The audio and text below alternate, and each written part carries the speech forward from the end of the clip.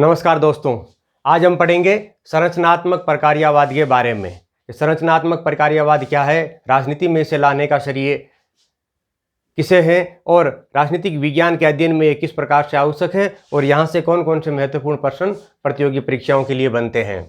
तो आइए शुरू करते हैं। संरचनात्मक प्रकार्यवाद। संरचनात्मक प्रकार्यवाद एक ऐसा उपागम है जिसके द्वारा किसी इकाई का विश्लेषण उसकी संरचना एवं प्रकार्यों के आधार पर किया जाता है। यानी कि राजनीतिक विज्ञान के अंदर किसी भी इकाई का अध्ययन करने के लिए उसकी संरचना किस प्रकार की है उसे देखा जाता है और उसके कार्य उनके प्रकार्यों का अध्ययन किया जाता है। ये एक जो उपागम है ये पहले समाज विज्ञान में चलता था, बाद में इसका प्रयोग राजनीतिक विज्ञान में किया गया था। ये उपागम दो प्रकार की संकल्पनाओं पर आधारित है, एक संरचना की संकल्पना के ऊपर और दूसरा है प्रकार्य की संकल्पना के ऊपर।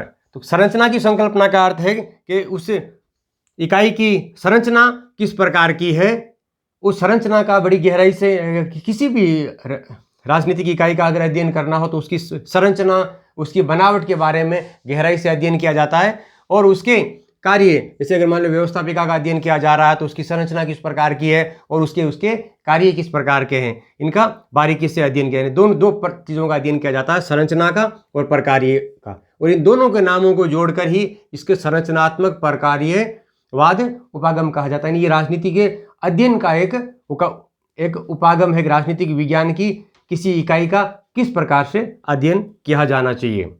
समाज विज्ञान में इसके जो प्रयोगकर्ता थे इमानुएल दुर्खिम, पार्सन्स और मर्टन, ये इस उपागम का प्रयोग समाजशास्त्र में प्रयोग इनका करते थे। और राजनीतिक विज्ञान में इस उपागम को लाने का जो श्रेय जाता है वो आमंड को जाता है। आमंड सबसे पहले इस उपागम को राजनीति में लेकर आए थे। आमंड के अलावा अन्य जो प्रयोग करता है राजनीतिक विज्ञान में इसके आफ्टर, विलियम्स, मिचेल्स और रजनी कोठारी, ये इसके राजनीतिक विज्ञान में अन्य प्रयोग करता है जो इस उपागम का राजनीतिक विज्ञान की कई इकाइयों का अध्ययन करने में करते हैं। तो इन सबसे महत्वपूर्ण जो है वो है आमंड का संरचनात्मक प्रकार्यवाद। कि आमंड ने जो संरचनात्मक प्रकार्यवाद प्रस्तुत किया वो उसका क्या स्वरूप था, उसमें कितने निवेश कार्य बताए, क्या निर्गत कार्य बताए। तो आमंड का अध्ययन करते हैं सबसे पहले आमंड की जो महत्वपूर्ण बुक्स हैं उनके बारे में जानकारी होनी आवश्यक है। प्रमुख पुस्तक है the politics of developing area, ये कोलमैन के साथ मिलकर लिखी थी, कोलमैन और आमंड ने मिलकर लिखी थी the politics of developing area. दूसरी पुस्तक है कंपैरेटिव पॉलिटिक्स ए डेवलपमेंट अप्रोच, ये पुस्तक इन्होंने कोलिन पावेल के साथ मिलकर लिखी थी, आमंड एंड पावेल की ये पुस्तक है। और तीसरी महत्वपूर्ण पुस्तक है क्राइसिस, चॉइस एंड चेंज। तीनों पुस्तकें संरचनात्मक प्रकार्यवाद से जुड़ी हुई है। तीनों पुस्तकों के नाम आपको याद रखने हैं।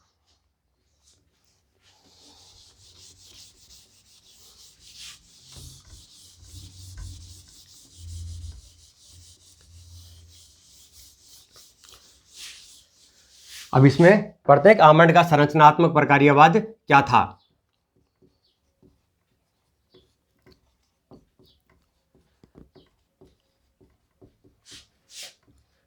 आमंड का संरचनात्मक प्रकार्यवाद, यह आमंड का जो संरचनात्मक प्रकार्यवाद है उसमें उसने 4 निवेश कार्य और 3 निर्गत कार्य बताए। 4 निवेश कार्य और 3 निर्गत कार्य बताए। कई बार यहां से सीधा प्रश्न पूछा जाता है कि आमंड ने अपने संरचनात्मक प्रकार्यवाद में कितने निवेश कार्य बताए, तो 4, और कितने निर्गत कार्य बताए, 3, और इन छात्रों के नाम इस याद रखने हैं। सबसे पहले चारों निवेश कार्य कौन कौन से हैं। पहला है राजनीतिक समाजीकरण एवं भर्ती,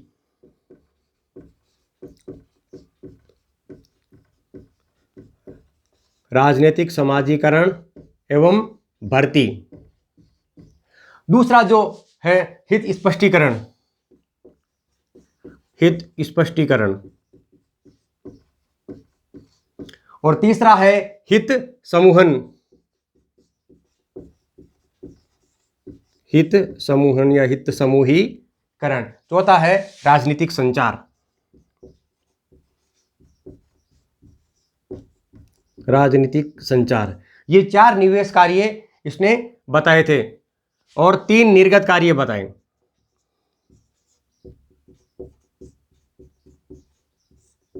तीन निर्गत कार्य की राजनीतिक व्यवस्था का इसमें अध्ययन करते हैं तो निवेश कार्य और निर्गत कार्य 3 बताएं। पहला निर्गत कार्य है नियम निर्माण।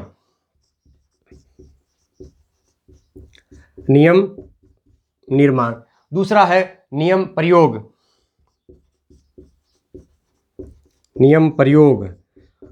और तीसरा नियम निर्धारण। ये 3 निर्गत कार्य बताए। अगर हम वर्तमान संदर्भ में देखें तो नियम निर्माण का जो कार्य है वो विधायिका करती है। नियम प्रयोग का कार्य कार्यपालिका करती है और नियम निर्धारण का कार्य न्यायपालिका करती है।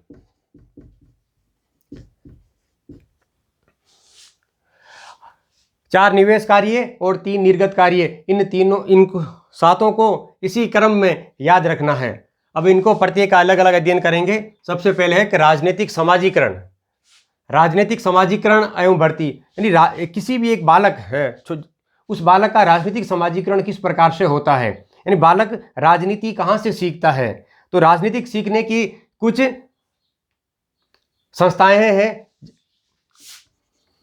जैसे एक बालक है, कहाँ से सीखेगा राजनीति? अपने परिवार से सीखेगा। सबसे पहली जो इकाई होगी वो उसका परिवार से, वो परिवार के जो सदस्य राजनीतिक बातें करते हैं उन बातों का बच्चे के मस्तिष्क पर प्रभाव पड़ता है। दूसरा है बच्चे की जो मित्र मंडली है, मित्र मंडली में वो दिन भर राजनीतिक चर्चाएं करता है या राजनीतिक चर्चाओं को सुनता है और अपना मत बनाता है। तीसरा है शिक्षण संस्थाएं। स्कूलों के अंदर राजनीतिक विज्ञान के बारे में पढ़ाया जाता है। विधायिका क्या होती है, कार्यपालिका कौन होती है, देश का प्रधानमंत्री कौन है, कई प्रकार की ऐसी चीज़ें जो हम सिखाते हैं स्कूलों के अंदर। तो शिक्षण संस्थाएं भी एक राजनीतिक समाजीकरण का एक जरिया हैं। चौथा धार्मिक संस्थाएं या धार्मिक संगठन। धार्मिक संस्थाएं भी अपने आप को राजनीतिक रूप से एकजुट रखने के लिए अपने अनुयायियों का राजनीतिक समाजीकरण करता है और उन्हें राजनीतिक रूप से एकजुट रहने का आह्वान करते हैं। पांचवा है जनसंचार के साधन या मीडिया कह सकते हैं। टीवी और अखबारों के माध्यम से या आजकल इंटरनेट और सोशल मीडिया के माध्यम से भी हम राजनीतिक समाजीकरण सीखते हैं, राजनीति के बारे में सीखते हैं और अपने दिमाग को राजनीति के अनुसार कौन सी पार्टी सही है, कौन सी पार्टी सही नहीं है, उन चीज़ों का हम निर्धारण करते हैं। तो राजनीतिक समाजीकरण के ये 5 अभिकरण हैं मुख्य रूप से। इन 5 अभिकरणों को कई बार पूछ लेते हैं परीक्षाओं में। राजनीतिक समाजीकरण के प्रमुख अभिकरण कौन कौन से या प्रमुख संरचनाएं कौन कौन सी हैं। उसके बाद में आता है हित स्पष्टीकरण किसे कहते हैं, और यानी हित का मतलब व्यक्ति का जो हित होता है उस हित का हमें ये कौन बताएगा कि हमारा हित किन चीज़ों में है, हमारे हित का स्पष्टीकरण कौन करता है। राजनीति के संदर्भ में हमारे जो हित हैं वो उन हितों का स्पष्टीकरण हित समूह करते हैं। हित समूह कह सकते हैं या दबाव समूह कह सकते हैं। हित समूह या दबाव समूह वो इन हित स्पष्टीकरण का कार्य करता है कि हमारे हित कौन कौन से हैं, और उन हितों का स्पष्टीकरण होने के बाद में उन हितों का समूहीकरण कौन करता है? उन हितों का समूहीकरण करता है राजनीतिक दल पॉलिटिकल पार्टीज है, वो इन राजनीतिक हितों का समूहीकरण करता है। परीक्षा में कई बार सीधा सवाल पूछता है कि हित स्पष्टीकरण कौन करता है? दबाव समूह। हित समूहीकरण कौन करता है? राजनीतिक दल। या पूछते राजनीतिक दल निम्न में से राजनीतिक दल का कार्य है, तो हित समूहीकरण ने कि हित स्पष्टीकरण, यानी हित हमारे हित है वो स्पष्ट कौन करता है? जो दबाव समूह है और हित समूह है वो हितों को स्पष्ट करते हैं और उन हितों को समूहीकरण करने का काम राजनीतिक दल करते हैं। और राजनीतिक संचार है। राजनीतिक संचार एक दूसरे के साथ राजनीति का एक संचार करना नीचे से ऊपर तक की एक कड़ी, देश की सिस्टर संस्था से लेकर अंतिम मतदाता तक की एक चेन होती है कि मत है या अपनी बात है वो आगे से आगे किस प्रकार से पहुंचती है। आमंड ने इसे मानव शरीर के रक्त प्रवाह से इसकी तुलना करी है। किसने? आमंड ने। ये भी कई बार परीक्षा में पूछा जाता है कि राजनीतिक संचार को आमंड ने क्या नाम दिया या क्या कहा, तो रक्त प्रवाह। आमंड ने इसे रक्त प्रवाह के रूप में माना।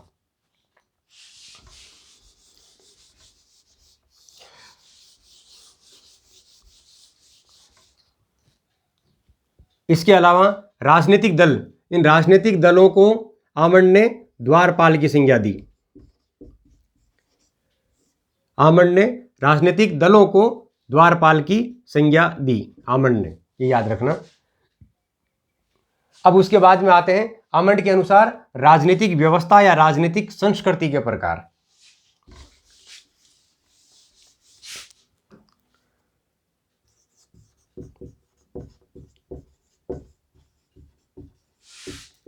आमंड के अनुसार राजनीतिक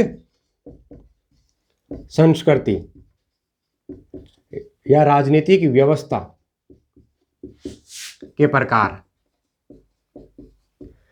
आमंड ने राजनीतिक संस्कृतियों के 4 प्रकार बताए थे।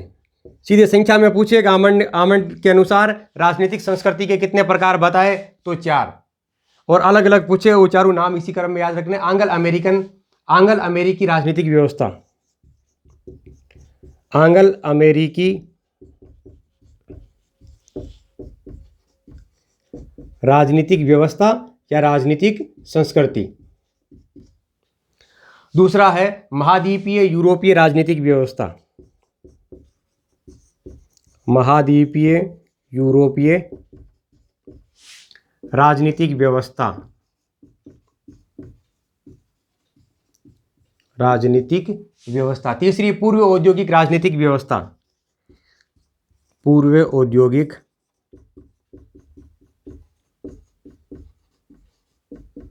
राजनीतिक व्यवस्था। और चौथा है सर्वाधिकारवादी राजनीतिक व्यवस्था।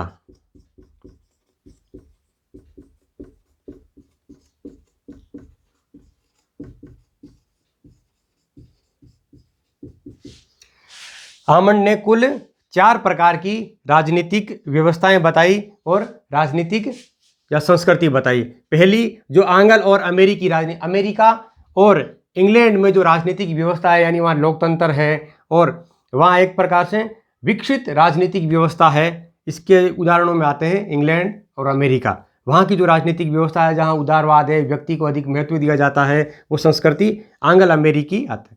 अब इंग्लैंड के अलावा जो अन्य यूरोपीय देश है, उन यूरोपीय देशों की जो राजनीतिक व्यवस्था है वो यूरोप महाद्वीपीय राजनीतिक व्यवस्था कहलाती है। इसके अंदर लोकतंत्र भी है, उदारवाद भी है, लेकिन हम इंग्लैंड की तुलना में थोड़े कम विकसित है। तीसरा है पूर्व औद्योगिक राजनीतिक व्यवस्था। पूर्व औद्योगिक तीसरे विश्व के जो देश हैं, जो राजनीतिक व्यवस्था अभी विकासशील अवस्था में है, पूर्ण रूप से विकसित नहीं हुई है, वो पूर्व औद्योगिक राजनीतिक व्यवस्था कहलाती है। अगर भारत की बात करें तो भारत भी यहाँ इस श्रेणी में पूर्व औद्योगिक राजनीतिक व्यवस्था के उदाहरण में आएगा। और चौथा है सर्वाधिकारवादी राजनीतिक व्यवस्था। सर्वाधिकारवादी यानी जहां तानाशाही प्रकार का शासन है, जहां लोकतंत्र के लिए कोई जगह नहीं है। इसके लिए अगर आप जैसे इटली, जर्मनी का नाजी दल कह सकते हैं, अफगानिस्तान, तालिबान, और तो वर्तमान समय में पाकिस्तान भी इस दिशा की ओर बढ़ रहा है। तो ऐसे उदाहरण सर्वाधिकारवादी राजनीतिक व्यवस्था की श्रेणी में आएंगे। तो चारों राजनीतिक व्यवस्थाओं का नाम इसी क्रम में याद रखना है। चारों राजनीतिक व्यवस्थाएं हैं वो बहुत महत्वपूर्ण है। ये नेट में आया हुआ सवाल है, 2013-14 में नेट में सवाल आया हुआ है। चारों के नाम दे देता है और निम्न में से कौन सा आमंड द्वारा बताई गई राजनीतिक व्यवस्था नहीं है, किसी एक का नाम छुपा कर देगा ऑप्शन के अंदर। तो इन चारों को नाम आंग्ल अमेरिकी, महाद्वीपीय व्यवस्था, पूर्व औद्योगिक व्यवस्था और सर्वाधिकारवादी व्यवस्था।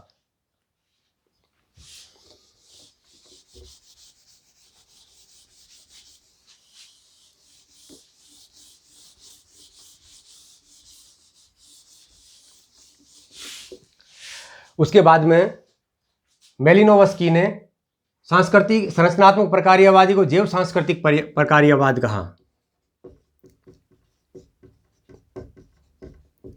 मेलिनोवस्की ने इस संरचनात्मक प्रकार्यवाद को जैव सांस्कृतिक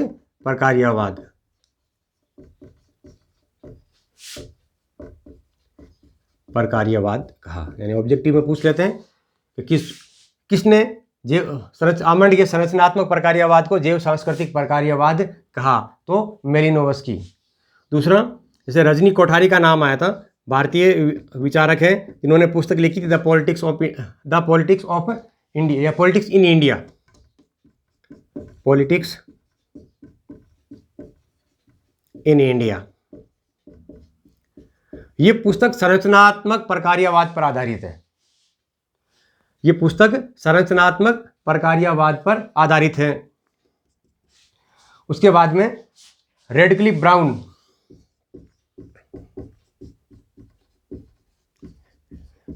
ब्राउन ने संरचनावाद और ये संरचनात्मक प्रकार्यवाद का जो उपयोग है वो ऑस्ट्रेलिया और अफ्रीका की जनजातियों के अध्ययन में किया।